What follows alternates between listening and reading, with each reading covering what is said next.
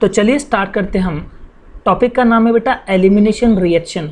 इस elimination reaction को हम डीहाइड्रोहेलोजनेशन या फिर बीटा एलिमिनेशन रिएक्शन या फिर 1,2 एलिमिनेशन भी कहते हैं। ठीक है, यहाँ पर आपको वर्ड जो दिख रहा है डीहाइड्रोहेलोजनेशन, इससे हम क्या समझते हैं? देखो बेटा, ये जो डीहाइड्रोहेलोजनेशन, देखो ये जो वर्ड दिख रहा है आपको डीहाइड्रोहेलोजनेशन, इसको आप ध्यान से देखोगे ना बेटा, तो ये जो डी जो दिख रहा है आपको, डी का मतलब यहाँ पर होगा बेटा डीएक्टिवेट।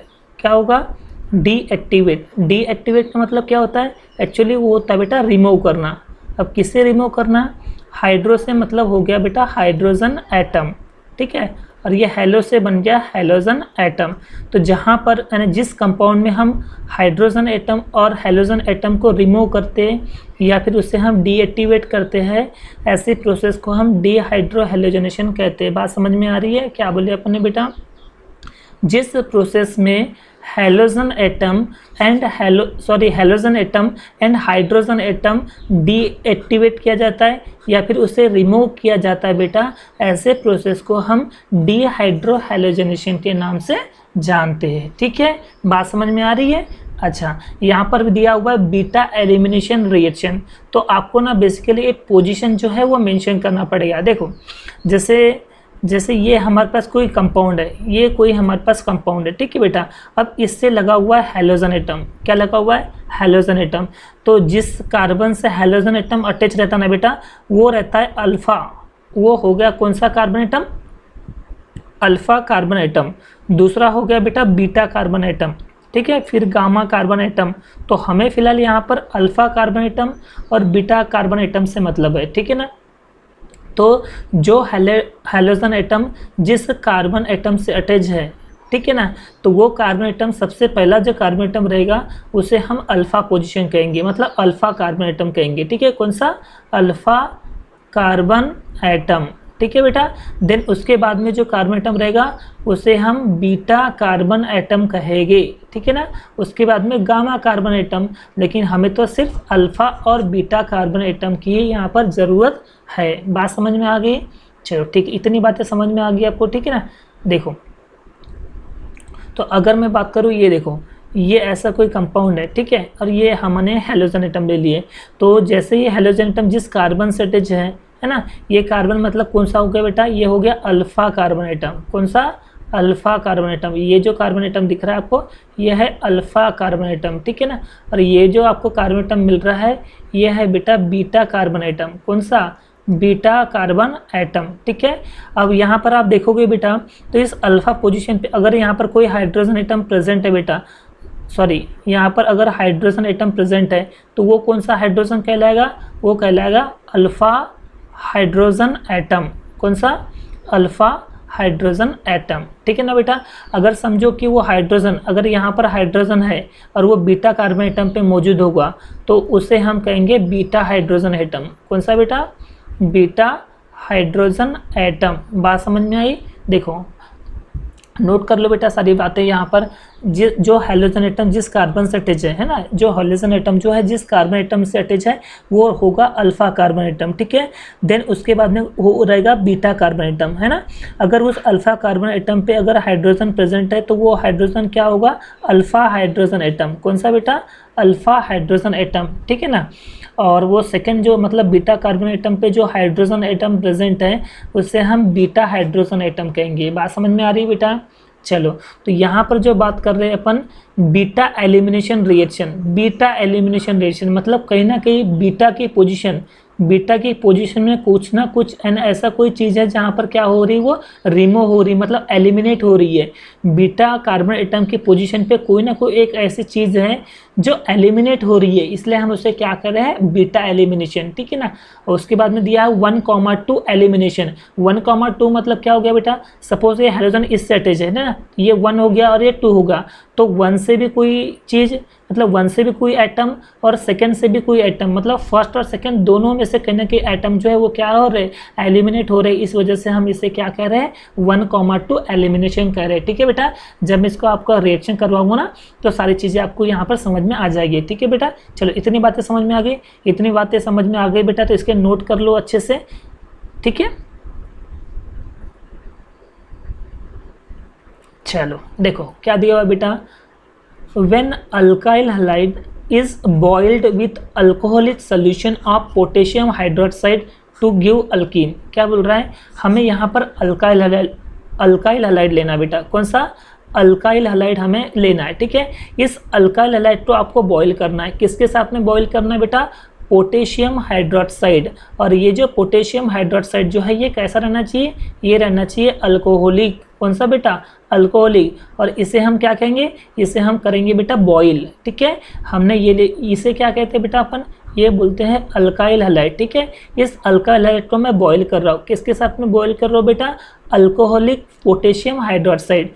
तो होगा क्या बेटा यहाँ का, तो जैसे ही अल्काइल हैलाइड को आप अल्कोहलिक पोटेशियम हाइड्रोक्साइड के साथ में जब आप बॉईल करते हो तो आपको मिलेगा बेटा अल्कीन। क्या मिलेगा आपको, अल्कीन। अब वो अल्कीन कैसे क्या बनेगा बेटा, वो तो मैं आपको मैकेनिज्म बताने के बाद ही आपको समझा पाऊंगा। फिलहाल यहाँ पर जो दिया हुआ है, when alkyl halide is boiled with alcoholic solution of potassium hydroxide to give alkene. बात समझ में आई, जब आप अल्काइल हैलाइड को बॉईल करते हो अल्कोहलिक पोटेशियम हाइड्रोक्साइड के साथ में तो आपको क्या मिलता है, आपको मिलता है अल्कीन। चलो इतनी बात समझ में आई। ठीक है, इट एलिमिनेट, ये किसको एलिमिनेट करता है बेटा, बीटा कार्बन के हाइड्रोजन एटम को, बीटा कार्बन के हाइड्रोजन एटम को, और अल्फा कार्बन के हैलोजन एटम को। क्या बोले अपन ने, बीटा कार्बन के हैलोजन एटम को और अल्फा कार्बन एटम के हैलोजन एटम को ये क्या करता है, एलिमिनेट करता है। अब वो किस तरह से एलिमिनेट करता है बेटा, वो चलो मैं आपको यहाँ पर मैकेनिज्म के थ्रू जो है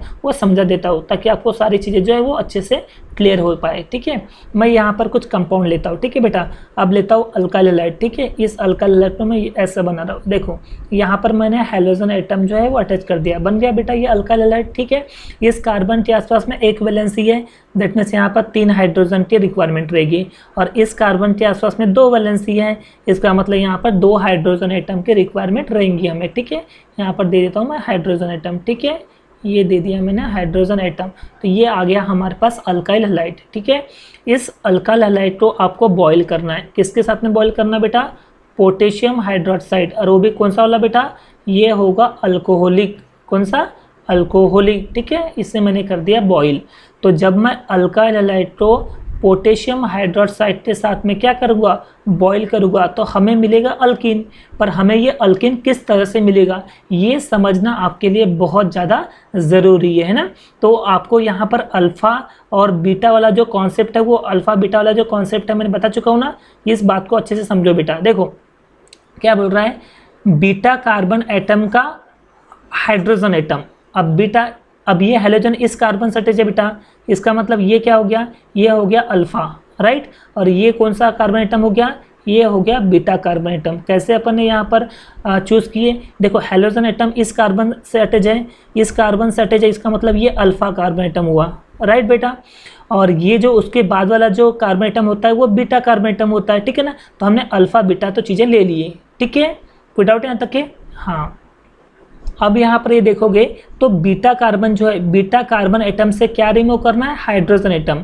तो ये बीटा, तो इस बीटा से हाइड्रोजन एटम को रिमूव कर दो, ठीक है। ये हाइड्रोजन एटम को जैसे ही मैंने रिमूव किया तो ये OH के साथ में जाके निकल जाएगा बेटा, मतलब वाटर के रूप में बाहर निकल जाएगा। देखो ये H2O जो है ये निकल गया बेटा बाहर, निकल गया H2O के रूप में बाहर। अब बात कर रहा है, ये देखो बीटा कार्बन एटम से आपको क्या निकालना है, हाइड्रोजन एटम। तो बीटा वाला तो ये है, तो इस बीटा का हाइड्रोजन निकल गया, और ये इस OH पोटेशियम हाइड्रोक्साइड का जो OH है इसके साथ में बाहर वाटर के रूप में निकल गया बेटा बाहर। इतनी चीज़ें क्लियर है बेटा, ठीक है। अब सेकंड यहाँ पर देखोगे तो बोल रहा है कि alpha carbon atom, alpha carbon atom का जो हैलोजन एटम है उसे हमको एलिमिनेट करता है। अब ये अल्फा कार्बन एटम तो ये रहा, इस अल्फा कार्बन एटम पे हैलोजन एटम ये रहा, ठीक है। तो ये हैलोजन एटम को आपको क्या करना है, रिमूव करना है, ठीक है ना बेटा। तो ये जो हैलोजन एटम जो है, ये जो हैलोजन एटम जो है ये पोटेशियम के साथ में निकल जाएगा बेटा बाहर, तो ये निकल गया KH जो है ये निकल गया बेटा बाहर, ठीक है ना। अब ध्यान से देखो जो हमारे पास यहाँ पर क्या क्या चीज़ें जो है वो बच रहा है, इसे अपने को यहाँ पर लिखना है, ठीक है बेटा। देखो क्या क्या बच गया हमारे पास, इतना जो कंपाउंड है, ये जो इतना जो आपके पास कंपाउंड देखो ये अपने पास बच गया, ये इतना कंपाउंड हमारे पास बच गया। देखो मैं यहाँ पर उतार रहा हूँ इसे, हैं ये कार्बन और ये 2 कार्बन, ठीक है बेटा। और हाइड्रोजन यहाँ पर ऊपर में एक हाइड्रोजन है, इधर में एक हाइड्रोजन एटम है, इधर में एक हाइड्रोजन और इधर में एक हाइड्रोजन, देख रहे हो। अब इस कार्बन देखो यहाँ पर 3 वैलेंसी बेटा, यहाँ पर 3 वैलेंसी है, ठीक है। तो यहाँ पर आ जाएगा बेटा डबल बॉन्ड, कैसा आ जाएगा यहाँ पर डबल बॉन्ड। तो ये बन गया हमारे पास अल्कीन, क्या बन गया ये अल्कीन, देखें। तो इस तरह से जब आप किसी अल्काइल हैलाइड को अल्कोहलिक पोटेशियम हाइड्रोक्साइड के साथ में बॉईल करते हो तो हमें इस तरह से अल्कीन मिलता है। क्या मिलता है हमें इस तरह से अल्कीन मिलता है। बात समझ में आ रही है। देखो ये अल्कीन जो डबल बॉन्ड जो ये आया कहाँ से, ठीक है। तो इसे मैं आपको अच्छे तरीके से समझा देता हूँ कि ये जो डबल बॉन्ड जो है ये कहाँ से आया, कैसे आया, ये सारी चीज़ें जो है मैं आपको यहाँ पर डिस्कस करा देता हूँ, ठीक है। देखिए मैं आपको यहाँ पर पूरी डिटेल में जो है वो अच्छे से बता देता हूँ, ठीक है। हमें लेना है यहाँ पर अल्काइल हैलाइड, तो ये ले लिया अपन ने अल्काइल हैलाइड, ठीक है बेटा। अब यहाँ पर हाइड्रोजन के साथ में मैं एडजस्टमेंट कर लेता हूँ, ठीक है। ये आ गया हमारे पास हाइड्रोजन एटम, ठीक है। ये हो गया हमारे पास क्या आ गया हाइड्रोजन एटम, ठीक है। इसे हमको रिएक्ट करवाना मतलब बॉयल करवाना है किसके साथ में, अल्कोहलिक पोटेशियम हाइड्रोक्साइड। कौन सा बेटा, अल्कोहलिक पोटेशियम हाइड्रोक्साइड के साथ में अपने को क्या करवाना है, बॉयल करवाना है, ठीक है। तो होगा क्या यहाँ पर, देखो ध्यान से समझना बेटा यहाँ पर, हाँ, कि क्या क्या चीज़ें जो है वो क्या क्या चीज़ें यहाँ पर हो रही है, अच्छे से चीज़ें ऑब्जर्व करना। ओके देखो ये जो ये वाला हो गया बेटा हमारा अल्फा कार्बन एटम और ये हो गया हमारे पास बीटा कार्बन एटम, ठीक है। अब ये अल्फा कार्बन एटम पे देखोगे तो देखो ये आप इसके पास 2 मतलब कार्बन हाइड्रोजन जो बॉन्ड बन रहा है इसके पास 1 इलेक्ट्रॉन है, इसके पास 1 इलेक्ट्रॉन है, ठीक है। तभी तो ये बॉन्ड बना, ठीक है ना। वैसे इस कार्बन के पास में 1 इलेक्ट्रॉन है, ये कार्बन के पास में 1 इलेक्ट्रॉन है और इस हाइड्रोजन के पास में 1 इलेक्ट्रॉन है। बात को समझो बेटा, देखो ये कार्बन हाइड्रोजन बॉन्ड एक है, ये जो आप देख पा रहे हो यहाँ पर कार्बन और ये हाइड्रोजन बॉन्ड, तो इसमें बीच में कार्बन का 1 इलेक्ट्रॉन, हाइड्रोजन का 1 इलेक्ट्रॉन, तभी तो जाके एक सिंगल बॉन्ड बना। 8 सिंगल बॉन्ड मतलब 2 इलेक्ट्रॉन, 8 सिंगल बॉन्ड मतलब 2 इलेक्ट्रॉन। तो जैसे ही ये ब्रेक होगा बेटा तो कार्बन के पास में 1 इलेक्ट्रॉन बचा रहेगा और हाइड्रोजन के पास में 1 इलेक्ट्रॉन बचा रहेगा, राइट। बस यही कॉन्सेप्ट मैं बताना चाहता हूँ आपको कि जैसे ही ये कार्बन हाइड्रोजन बॉन्ड ब्रेक होगा तो कार्बन के पास में 1 हाइड्रोजन एटम रहेगा, सॉरी 1 इलेक्ट्रॉन रहेगा और हाइड्रोजन एटम के पास में क्या रहेगा, 1 इलेक्ट्रॉन रहेगा, राइट। ठीक है, उसी तरह से कार्बन और हाइड्रोजन के बीच में भी तो एक सिंगल बॉन्ड दिख रहा है आपको। तो ये कार्बन के पास में 1 इलेक्ट्रॉन, हाइड्रोजन के पास में 1 इलेक्ट्रॉन, इनकी जब ये ब्रेकिंग होगी तो कार्बन अलग होगा, हाइड्रोजन अलग हुआ, तो कार्बन के पास में भी तो 1 इलेक्ट्रॉन रहेगा, वैसे हाइड्रोजन के पास में भी क्या होगा बेटा, 1 इलेक्ट्रॉन, ठीक है ना। तो जैसे ही यहाँ से ब्रेक होगा तो देखो ये जो हाइड्रोजन एटम जो दिख रहा है बेटा, ये हाइड्रोजन एटम जब यहाँ से निकलेगा, वैसे भी अल्फा कार्बन एटम से हाइड्रोजन एटम को अपने को क्या करना है, एलिमिनेट करना है। हाइड्रोजन एटम हम कहाँ से एलिमिनेट करते हैं, हम हमेशा अल्फा पोजीशन से हाइड्रोजन एटम को एलिमिनेट करते हैं। तो ये था हमारा अल्फा कार्बन एटम और इस अल्फा कार्बन एटम पे हाइड्रोजन अटैच है और ये हाइड्रोजन एटम ब्रेक हो जाएगा, ठीक है बेटा। तो ये पोटेशियम के साथ में बाहर निकल जाएगा, तो ये हो गया पोटेशियम हैलाइड, निकल गया बेटा बाहर। अब बात करें इसकी, तो देखो यहाँ से ये कार्बन हाइड्रोजन का बॉन्ड टूटेगा बेटा, तो ये हाइड्रोजन निकलेगा बाहर, ये हाइड्रोजन निकल के ये OH के साथ में ये बॉन्ड बना लेगा, ठीक है। मतलब H2O जो है यहाँ से निकल गया बाहर, निकल गया बेटा बाहर।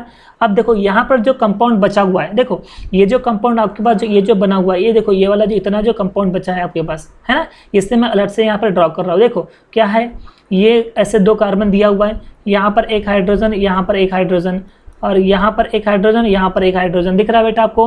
अब यहाँ पर देखो इस कार्बन के पास में 1 इलेक्ट्रॉन बचा हुआ था और इस कार्बन के पास में 1 इलेक्ट्रॉन बचा हुआ था बेटा। अब ये जो इलेक्ट्रॉन जो है, ये और ये इलेक्ट्रॉन, ये दोनों मिल जाएंगे बेटा और यहाँ पर डबल बॉन्ड का फॉर्मेशन कर देंगे। बात समझ में आई। तो इसका 1 इलेक्ट्रॉन, इसका इलेक्ट्रॉन शेयरिंग करके ही यहाँ पर एक सिंगल बॉन्ड फिर से आ जाता है, मतलब कार्बन कार्बन के बीच में क्या बन जाता है, फिर ये बन जाता है डबल बॉन्ड। बात समझ में आ रही। तो इस तरह से यहाँ पर अल्केन का फॉर्मेशन होता है। क्लियर है बेटा इतनी चीजें, है ना। और ये बीटा एलिमिनेशन रिएक्शन क्यों बनते हैं, क्योंकि यहाँ से देखो बीटा कार्बन एटम से हाइड्रोजन एटम को हम यहाँ पर एलिमिनेट करते हैं, इसलिए हम इसको बीटा एलिमिनेशन रिएक्शन के नाम से भी जानते हैं, ठीक है ना। और इसे अपन डीहाइड्रो हैलोजनेशन क्यों बोलते हैं कि भाई यहाँ पर हैलोजन एटम को भी एलिमिनेट होता है और हाइड्रोजन एटम भी एलिमिनेट होता है, क्योंकि यहाँ पर हैलोजन हाइड्रोजन दोनों एलिमिनेट होते हैं, इसलिए इस प्रोसेस को अपन डीहाइड्रो हैलोजनेशन प्रोसेस भी कहते हैं। इतनी बातें क्लियर है बेटा आपको, ठीक है ना। देखो hydrogen atom from beta carbon से आपको किसको एलिमिनेट करना है, हाइड्रोजन एटम को एलिमिनेट करना है, और अल्फा कार्बन से आपको किसको एलिमिनेट करना है, हैलोजन एटम को एलिमिनेट करना है ना। और इस रिएक्शन को हम क्या कहते हैं, हम कहते हैं बीटा एलिमिनेशन रिएक्शन। क्या कहते हैं बेटा, बीटा एलिमिनेशन रिएक्शन कहते हैं। As hydrogen and halogen is removed in this reaction, it is also known as dehydrohalogenation reaction। क्योंकि यहाँ पर इस रिएक्शन में हमें पता है कि हाइड्रोजन के साथ में हैलोजन जो है वो क्या होता है, रिमूव होता है इस रिएक्शन में, इसलिए हम इसको डीहाइड्रोहैलोजनेशन रिएक्शन के नाम से जानते हैं, ठीक है। देखो बेटा ये रिएक्शन तो आपको बता चुका हूँ, ये अल्काइल हैलाइड बॉइल्ड होता है किसके साथ में, अल्कोहलिक पोटेशियम हाइड्रोक्साइड के साथ में। तो हमें क्या मिलता है, हमें मिलेगा बेटा अल्कीन, और पोटेशियम हैलाइड और वाटर जो है ये निकल जाएगा बेटा बाहर। इसे हम एग्जाम्पल देना है तो एग्जाम्पल हम दे सकते हैं। किस तरह से हम एग्जाम्पल देंगे बेटा, चलो मैं आपको यहाँ पर चीज़ें जो है वो करके बता देता हूँ, एग्जाम्पल कैसे आप लोगे, ठीक है बेटा। तो एग्जाम्पल लेने के लिए सबसे पहले आपको रिक्वायरमेंट किसकी रहेंगी बेटा, आपको रिक्वायरमेंट रहेगी अल्काइल हैलाइड की। किसकी, अल्काइल हैलाइड की। चलो मैं यहाँ पर कोई अल्काइल हैलाइड यहाँ पर ले लेता हूँ, ठीक है बेटा। चलो ये ले लिया मैंने अल्काइल हैलाइड, ठीक है। यहाँ पर लगा दिया समझो ब्रोमो लगा दिया मैंने, ठीक है। यहाँ पर एडजस्टमेंट कर दिया हाइड्रोजन एटम से, ठीक है। तो ये हो गया हमारा हाइड्रोजन एटम, ठीक है। तो इसका अपन क्या बोलेंगे बेटा, इसे हम बोलेंगे ब्रोमो इथेन, ठीक है, ब्रोमो इथेन, ठीक है। अब इस ब्रोमो इथेन को मैं रेट करूँगा किसके साथ में, रेट करूँगा बेटा अल्कोहलिक पोटेशियम हाइड्रोक्साइड। कौन सा बेटा, अल्कोहलिक पोटेशियम हाइड्रोक्साइड के साथ में क्या करूँगा, मैं यहाँ पर करूँगा इसको बॉयल, ठीक है। जैसे मैं इसको बॉईल करूँगा तो होगा क्या बेटा यहाँ का, कि देखो ये है हमारा अल्फा कार्बन एटम और ये है हमारा बीटा कार्बन एटम। तो अल्फा कार्बन एटम का हैलोजन एटम ये ब्रेक होगा बेटा, और ये पोटेशियम के साथ में बॉन्ड बना के निकल जाएगा बाहर, मतलब पोटेशियम ब्रोमाइड जो है ये निकल गया बेटा बाहर। इतनी चीज़ें क्लियर आई, ठीक है। अब बीटा कार्बन एटम का जो हाइड्रोजन एटम है ये निकल जाएगा बेटा बाहर, किसके साथ में निकलेगा बेटा बाहर, OH के साथ में निकल जाएगा बाहर, और ये निकल जाएगा H2O, मतलब वाटर जो है निकल गया बाहर। अब यहाँ पर जितना कंपाउंड बचा ये इतना कंपाउंड बचा है, ठीक है। मतलब इस कार्बन के पास में हाइड्रोजन है 2 और इस कार्बन के पास में 2 हाइड्रोजन दे दिए अपन ने।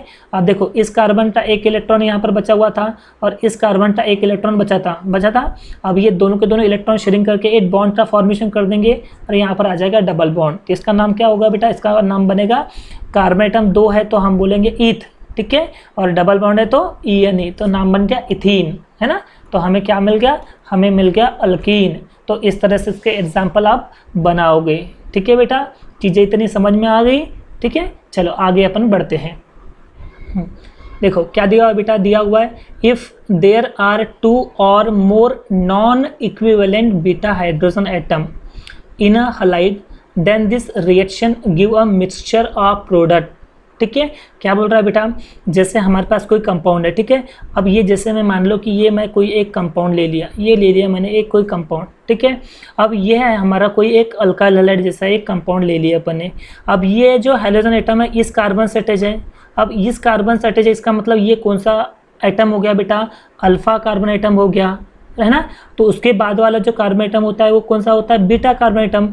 तो बीटा कार्बन A भी हुआ और बीटा कार्बन A भी हुआ। समझ में बात आ रही है, ऐसा ही बोल रहा है if there are 2 or more non equivalent beta hydrogen atom. देखो जब अपने पास 2 बीटा हाइड्रोजन एटम अगर मौजूद है किसी अल्काइल हैलाइड के अंदर, तो हमें जो रिएक्शन करके जो हमें फाइनल जो हमें प्रोडक्ट मिलेगा ना बेटा, वो प्रोडक्ट कैसा मिलेगा, हमें मिक्सचर के फॉर्म में मिलेगा। किसके फॉर्म में, मिक्सचर के फॉर्म में प्रोडक्ट मिलेगा। कौन सा, एक मिलेगा बेटा माइनर प्रोडक्ट मिलेगा और एक मिलेगा बेटा मेजर प्रोडक्ट। ये बात को आपको अच्छे से याद रखना है कि जब भी कोई अल्काइल हैलाइड में अगर आपके पास 2 बीटा हाइड्रोजन एटम अगर मौजूद होते हैं उस अल्काइल हैलाइड के अंदर में, तो हमें जो प्रोडक्ट मिलता है वो मिक्सचर के फॉर्म में हमें प्रोडक्ट मिलता है। एक माइनर मिलता है और एक मेजर मिलता है, ठीक है। अगर मैं आपको रिएक्शन दिखाऊँ तो ये अगर आप रिएक्शन को ध्यान से देखोगे बेटा, तो ये एक कंपाउंड है हमारा, ये है कंपाउंड कोई अल्काइल हैलाइड है जिसका नाम है 2-ब्रोमोब्यूटेन।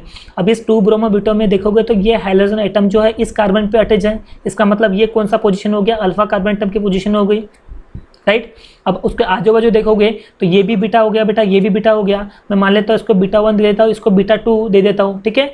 तो हमें जब जैसे इस कंपाउंड को हम अल्कोहलिक पोटेशियम हाइड्रोक्साइड के साथ में बॉईल करेंगे ना बेटा, तो हमें जो प्रोडक्ट मिलेगा ना वो मिक्सचर के फॉर्म में मिलेगा। किसके फॉर्म में बेटा, मिक्सचर। तो ये देखो एक मिला अपने को ब्यूट 1 ENE मिला और दूसरा ब्यूट 2 पे ENE मिला, राइट बेटा। तो ब्यूट 1 ENE को अपन बोलेंगे माइनर प्रोडक्ट, कौन सा बेटा, माइनर प्रोडक्ट मिलेगा, है ना। और दूसरा जो है इसे कहते हैं अपन मेजर प्रोडक्ट, क्या बोलेंगे बेटा, मेजर प्रोडक्ट, ठीक है। तो सवाल यहाँ पर ये भी होता है कि हम फिर ज़्यादा सही कंपाउंड, देखो यहाँ पर ब्यूट, ध्यान से समझना बेटा, यहाँ पर देखोगे ना बेटा तो ब्यूट 1 पे ENE भी आपको मिल रहा है और ब्यूट 2 पे ENE भी मिल रहा है।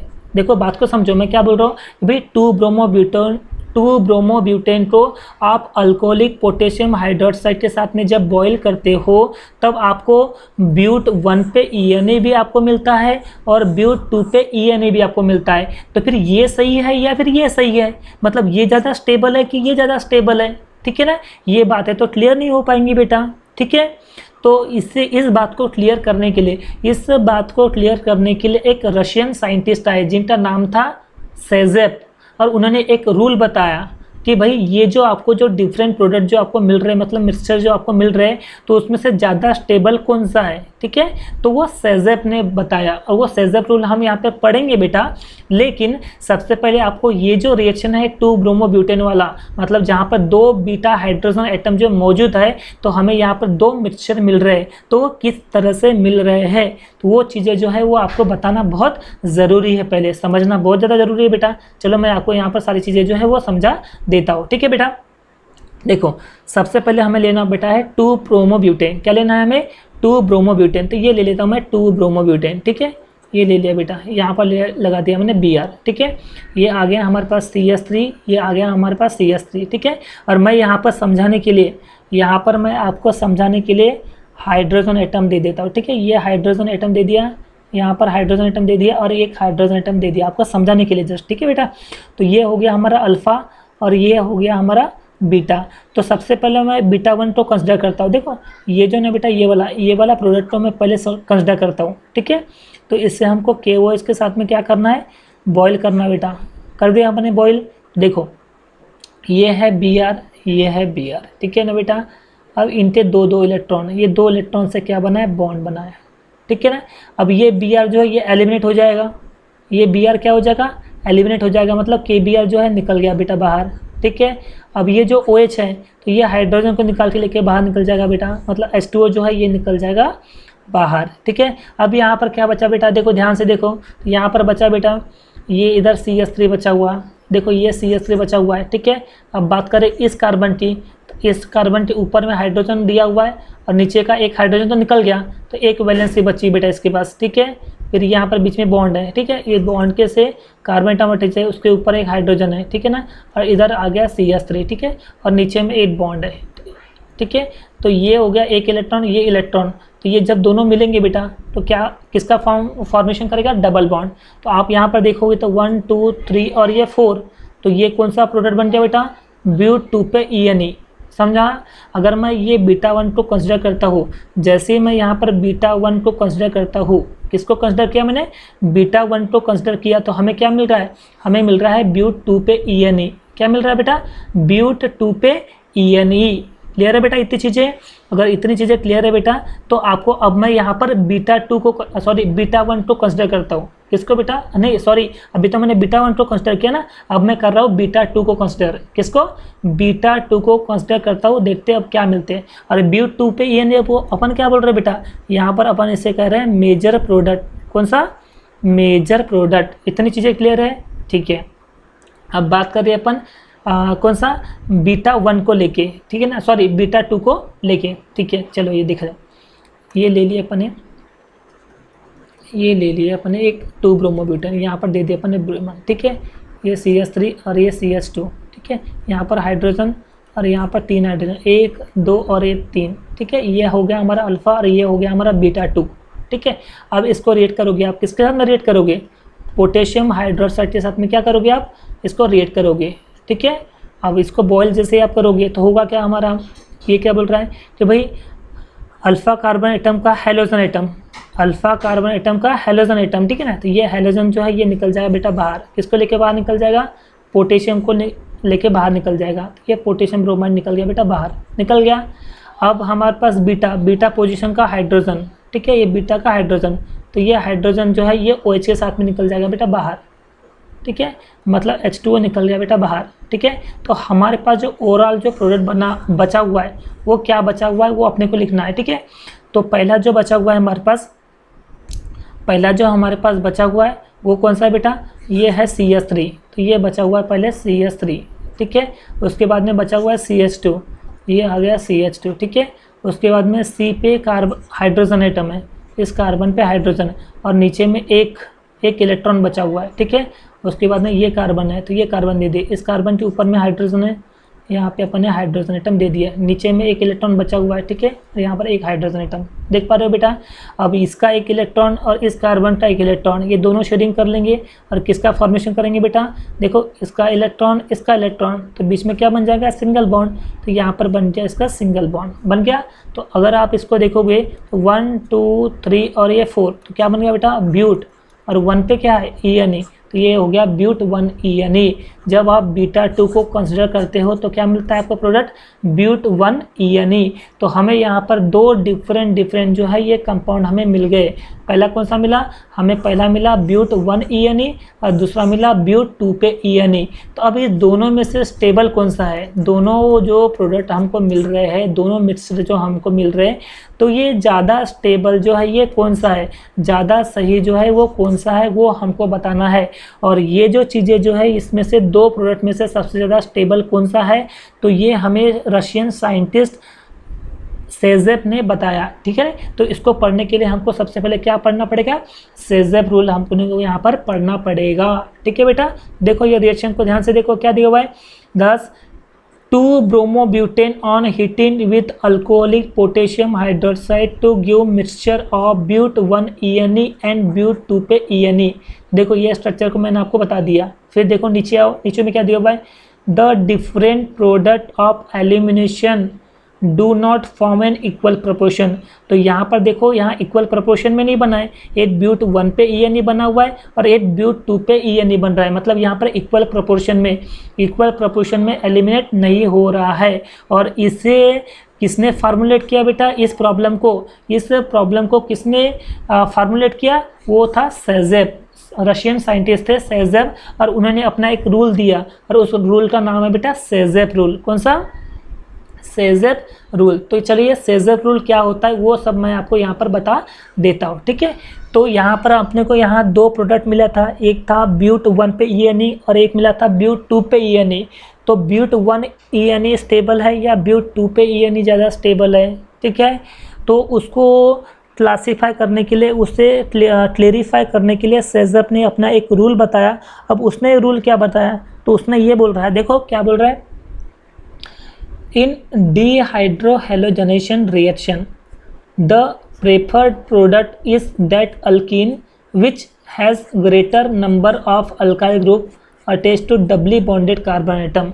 उन्होंने ये बोला कि भाई हमें ऐसा डिहाइड्रोहैलोजनेशन रिएक्शन में का एक ऐसा प्रोडक्ट लेना है, हमें ऐसा प्रोडक्ट लेना है जहाँ पर डबली बॉन्डेड कार्बन एटम, जहाँ पर कार्बन कार्बन डबल बॉन्ड होना, उस कार्बन कार्बन डबल बॉन्ड में अल्काइल ग्रुप जो है वो ज़्यादा नंबर में प्रेजेंट हो।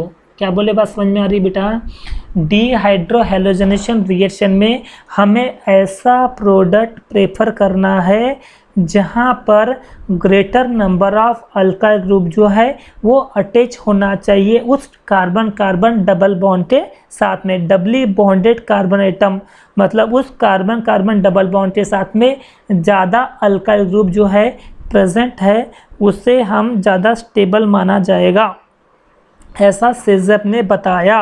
अगर हम बात करें इस इस एग्जाम्पल की, तो हमें ये पहला प्रोडक्ट जो मिला है वो ब्यूट 1 पे ENE मिलेगा, और दूसरा कौन सा मिला बेटा, ब्यूट 2 पे ENE।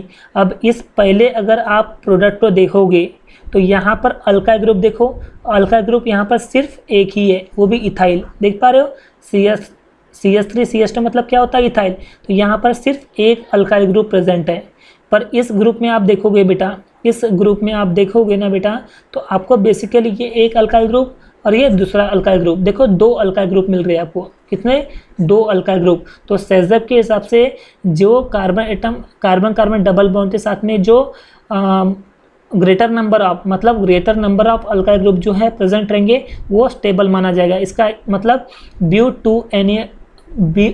2 पे ENE जो है ये क्या होगा, मोर स्टेबल होगा, क्या होगा, मोर स्टेबल होगा। कौन सा, ब्यूट 2 पे ENE। क्यों ब्यूट 2 ENE जो है ज़्यादा स्टेबल होगा, क्योंकि यहाँ पर greater number of alkyl group जो है वो प्रेजेंट है। ठीक है बेटा, देखो क्या देखो भाई, in the above reaction but 2 ENE is the preferred product and is form as the major product. और ये कौन सा है बेटा, ब्यूट 2 ENE जो है ये वो कौन सा प्रोडक्ट है, मेजर प्रोडक्ट है।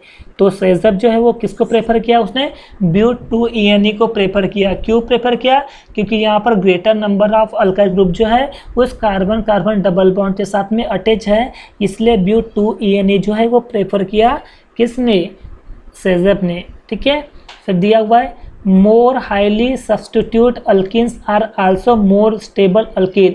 मतलब जिस कंपाउंड में, जिस कार्बन कार्बन डबल बॉन्ड में सबसे ज़्यादा अल्काइल ग्रुप प्रेजेंट रहेंगे वो सबसे ज़्यादा मोर स्टेबल अल्किन माना जाएगा। ठीक है, और इसकी जो स्टेबिलिटी है, the stability order of alkyl substitute alkene is, मतलब यहाँ पर जो स्टेबिलिटी जो है वो स्टेबिलिटी कैसी होती है बेटा, देखो R2C double bond RC2 is greater than R2C double bond CHR greater than R2C double bond CH2। तो ये जो आपको ये जो स्टेबिलिटी दिखा है, ये स्टेबिलिटी के हिसाब से सेजब ने अपना एक रूल दिया है बेटा, समझ में आता रही है। और वो रूल क्या था, वो रूल कुछ इस तरह से था कि हमें ऐसा प्रोडक्ट प्रेफर करना है, डीहाइड्रोहैलोजनेशन रिएक्शन का हमें ऐसा प्रोडक्ट जो है वो प्रेफर करना है जिसमें जिस कार्बन कार्बन डबल बॉन्ड के साथ में greater number of alkyl group जो है वो प्रेजेंट हो। ठीक है, ये सेजब ने बताया और उसने अपना एक स्टेबिलिटी दिया है, the stability order of alkyl substitute alkene is, मतलब यहाँ पर जो है एक ऑर्डर है, स्टेबिलिटी ऑर्डर है। अब उस स्टेबिलिटी ऑर्डर को आपको समझना बहुत ज़्यादा इंपॉर्टेंट है। ठीक है, तो मैं आपको वो चीज़ जो है वो बता देता हूँ, क्लियर है। चलो देखो ये था। अब यहाँ पर देखोगे सबसे पहला वाले, अगर देखोगे ये देखो, अगर इस पहले वाले को आप कंसिडर करते हो, इसको क्या दिया हुआ बेटा, दिया हुआ है R2C double bond CR2 greater than R2C double bond CHR। ठीक है, अब देखो इस प्रोडक्ट पर ध्यान से देखो बेटा, यहाँ पर कार्बन एटम कितने हैं, कार्बन एटम हमारे पास 2 है, तो ये कार्बन कार्बन डबल बॉन्ड दे दिए। अब इस कार्बन के पास में कितने अल्काइल ग्रुप हैं, 2 अल्काइल ग्रुप है, और इस कार्बन के पास में कितने अल्काइल ग्रुप है, 2 अल्काइल ग्रुप है। ठीक है, इसकी जो स्टेबिलिटी है वो ग्रेटर रहेगी एज कम्पेयर टू इस कंपाउंड, ये कार्बन कार्बन, ये कार्बन कार्बन डबल बॉन्ड। ठीक है बेटा, अब यहाँ पे 2 अल्काइल ग्रुप है और यहाँ पर देखोगे तो एक हाइड्रोजन के साथ में एक अल्काइल ग्रुप है। देखो तो यहाँ पर अगर आप अल्काइल ग्रुप देखोगे तो कितने बेटा, 4 है। देखो फर्स्ट सेकेंड थर्ड और फोर्थ, 4 अपने पास अल्काइल ग्रुप है। और यहाँ पर देखोगे ना बेटा तो आपके पास 3 अल्काइल ग्रुप है, कितने, 3 अल्काइल ग्रुप है। इसका मतलब सेजब के हिसाब से जिसमें अल्काइल ग्रुप ज़्यादा है वो ज़्यादा स्टेबल है, तो ये मोर स्टेबल होगा एज़ कम्पेयर टू इसके। समझ में बात आ रही है। ठीक है, चलो इसको नोट डाउन कर लो बेटा, फिर मैं आगे के और सब चीज़ें बता देता हूँ। अब बात कर रहे हैं इसकी, चलो मैं पहले तो इसको रफ कर देता हूँ। अब मैं बात कर रहा हूँ इसकी, ये देखो इसको, ये कंपाउंड है, देखो क्या दिया हुआ बेटा, R2C double bond CHR is greater than R2C double bond CH2। इस कंपाउंड में देखो बेटा, ये अपने पास 2 कार्बन आइटम आए, इस कार्बन कार्बन के बीच में डबल बॉन्ड है। ठीक है, इस कार्बन के पास में 2 अल्काइल ग्रुप है, राइट। और इसके पास एक हाइड्रोजन है और एक अल्काइल ग्रुप है, इसकी ग्रेटर स्टेबिलिटी होगी एज कम्पेयर टू इस कार्बन के। देखो ये कार्बन कार्बन डबल बॉन्ड दे दिया, इसके पास 2 अल्काइल ग्रुप है, ये दे दिए 2 अल्काइल ग्रुप दे दिया, और यहाँ पर 2 हाइड्रोजन है बेटा, ये एक हाइड्रोजन और ये एक हाइड्रोजन। अब देखोगे तो यहाँ पर अल्काइल ग्रुप कितने बेटा, यहाँ पर 3 है, देखो ये 1 2 और ये 3 है, ठीक है। और यहाँ पर अगर अल्काइल ग्रुप देखोगे आप तो 1 2 और ये 2 से 2 ही है बेटा। इसका मतलब देखो greater number of alkyl group किसमें है, इसमें है, तो ये ज़्यादा स्टेबल होगा एज कम्पेयर टू इसके। चलो इतनी बात समझ में आई बेटा, चलो इसको भी आप नोट डाउन कर लो।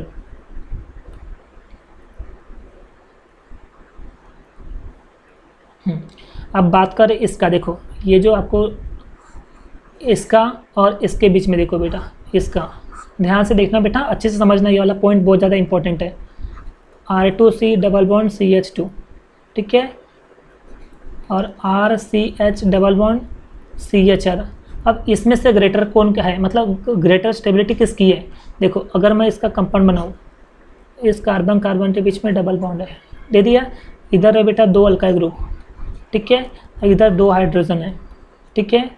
और इस कंपाउंड की अगर बात करूँ, इस कंपाउंड की बात करूँ तो इस कार्बन कार्बन 2 है, ठीक है, एक है बेटा अल्काइल और एक है हाइड्रोजन, इधर में भी एक हाइड्रोजन है, इधर भी एक अल्काइल है। देखो इधर में greater number of alkyl group कितने बेटा, 2 है, देखो ये 1 और ये 2 है, देख रहे हो आप। और इधर में अल्काइल ग्रुप कितने हैं, ये 1 और ये 2, तो यहाँ पर भी कितने बेटा 2। अब बताओ यहाँ पर कि सबसे ज़्यादा जो स्टेबिलिटी है वो किसकी होगी, ये इस कंपाउंड की होगी या इस कंपाउंड की होगी, किसकी होगी। देखो यहाँ पर ऐसी बात, देखो अल्काइल ग्रुप तो यहाँ पर भी 2 है, यहाँ पर भी 2 है, तो इसका मतलब इसकी ग्रेटर कैसे पॉजिटिव हुई, तो इसकी स्टेबिलिटी ग्रेटर इसलिए हुई बेटा क्योंकि यहाँ पर 2 अल्काइल ग्रुप जो है, 2 अल्काइल ग्रुप जो है वो एक ही कार्बन एटम पे अटैच है। और जहाँ पर इधर भी 2 है अल्काइल ग्रुप, इधर भी 2 है जरूर, पर यहाँ पर ये जो अल्काइल ग्रुप जो है ये अलग अलग कार्बन एटम पे है, और यहाँ पर एक ही कार्बन एटम पे है। और सेजप ये बोलता है बेटा कि जो 2 अल्काइल ग्रुप जो है वो सिर्फ एक ही कार्बन एटम पे अटैच रहना चाहिए। अगर दोनों के दोनों अल्काइल ग्रुप जो है एक ही कार्बन एटम पे अटैच है, दैट मीन्स वो ज़्यादा स्टेबल रहेगा। समझ में आता रही बेटा, इसलिए ये जो कंपाउंड है ये ज़्यादा स्टेबल होता है एज कम्पेयर टू इस कंपाउंड से, ठीक है। चलो इसको नोट डाउन कर लो बेटा, फिर आखिरी वाला देख लेते हैं। आप देखो बेटा इस कंपाउंड को देखोगे आप, इस कंपाउंड को आप देखोगे तो क्या दिया हुआ है, RCH double bond CHR is greater than RCH double bond CH2, ठीक है। देखो यहाँ पे कार्बन एटम 2 है, दे दिए 2। अब इसके पास अल्काइल है और हाइड्रोजन है, तो ये आ गया हमारे पास अल्काइल और ये हो गया हाइड्रोजन। और इसके पास देखोगे बेटा तो हाइड्रोजन के साथ में क्या है बेटा, अल्काइल ग्रुप है, ठीक है। और यहाँ पर देखोगे तो 2 कार्बन एटम आ गए हमारे पास, ये आ गए, ठीक है, एक अल्काइल एक हाइड्रोजन, ये अल्काइल और एक हाइड्रोजन, और इधर में कितने हैं 2 हाइड्रोजन है बेटा, ठीक है। अब यहाँ पर अल्काइल ग्रुप देखोगे आप तो 2 है, तो R=2, क्लियर है। और यहाँ पर देखोगे बेटा तो अल्काइल ग्रुप कितने बेटा, सिर्फ 1 है। इसका मतलब इस कंपाउंड के कंपेरिजन में इसकी जो स्टेबिलिटी है वो क्या है बेटा, ज़्यादा है, ठीक है। तो आई होप ये सारी चीज़ें जो है आपको समझ में आ गई है, ठीक है। अगर आपको बेटा इसको अच्छे से और समझना है तो इस वीडियो को आप 2 से 3 बार रिवाइंड करके देख लो, आपको सारी चीज़ें जो है बहुत अच्छे से क्लियर हो जाएगी, ठीक है बेटा। Thank you so much.